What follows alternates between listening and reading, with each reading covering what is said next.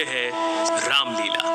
माना जाता है कि आदि कवि वाल्मीकि जी ही इस कलयुग में गोस्वामी तुलसीदास जी के रूप में जन्मे और उन्होंने मानव जाति के उद्धार के लिए संवत 1631 में रामचरितमानस की कथा का आरंभ किया। गोस्वामी जी स्वयं कहते हैं कि 4 वेद, 18 पुराण और सभी शास्त्रों को पढ़ने का फल आपको रामचरितमानस से मिल जाता है। राम जी की कथा सबसे पहले शिव जी माता पार्वती को सुनाते हैं। रामचरितमानस के बालकांड में आपको बहुत सारी कथाएं मिल जाएंगी, जैसे सती माता का भ्रम और उनके द्वारा राम जी की परीक्षा, शिव जी द्वारा सती माता का त्यागा जाना, सती माता का दक्ष यज्ञ में जाना और पति के अपमान से दुखी होकर योगाग्नि से देह त्यागना, और फिर पार्वती जी का जन्म और शिव विवाह।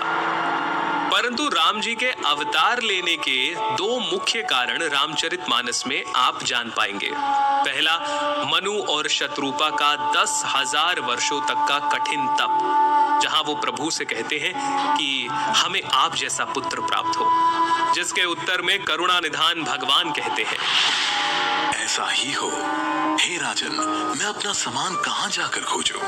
अतः स्वयं ही आकर तुम्हारा पुत्र बनूंगा। और दूसरा कारण नारद मुनि का भगवान विष्णु को दिया गया श्राप।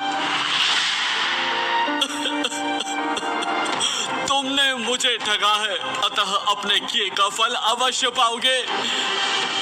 तुमने हमारा रूप बंदर सा बना दिया, अब बंदर ही तुम्हारी सहायता करेंगे। तुमने मेरा बड़ा आहित किया है, इसीलिए तुम्हें भी स्त्री वियोग में दुखोगे। एक ओर जहां राम जन्म की भूमिका बन रही थी, वहीं पुलत्स्य ऋषि के कुल में जन्म हुआ भाइयों समेत 10 सर और 20 भुजाओं वाले प्रचंड पराक्रमी रावण और उसके भाइयों ने ब्रह्मा जी की तपस्या कर उनसे वरदान मांगा। रावण ने कहा, हे जगदीश्वर, वानर और मानव, इन 2 जातियों को छोड़कर हम किसी के मारे ना मरे।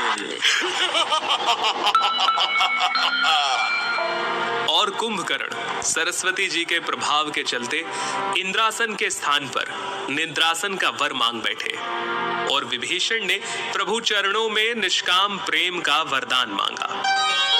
चलिए आगे बढ़ते हैं और आते हैं राजा दशरथ पर, जिन्हें ग्लानि थी कि उन्हें कोई पुत्र नहीं था।